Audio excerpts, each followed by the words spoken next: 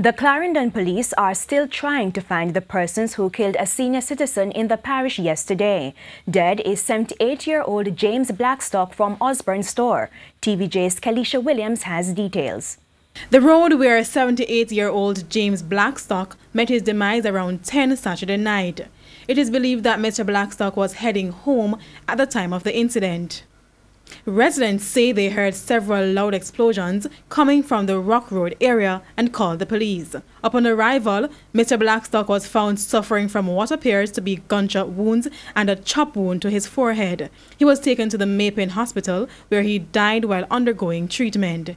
His family members are shaken up by the incident. This man don't molest people. Continue to go feed, come my yard and do anything thing. He no go out and make no words with no one.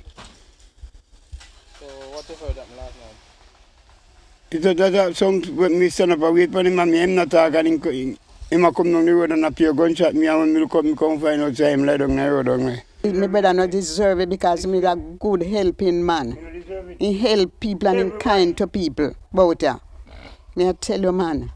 And sometimes when me not hear from my brother, me call my brother, me say to him, say, oh, you can't call me. Yeah, me I tell you, say, me feel it to my heart. And the better I'm sick and dead, I would have feel better. One woman who declined to appear on camera said thieves constantly targeted Mr. Blackstock, a problem she thinks could have led to his death. Whenever they come in and then thieving things, and you will see them, and you will talk. You know? And all like a thief and thief him, you know. Them broke in, all doing and big dog them. Them broke in and thief. But then if you thief, he help, who if he help. And yet then taking life. However, no motive has been established for the killing. The Clarendon police are still investigating. Kalisha Williams, TVJ News.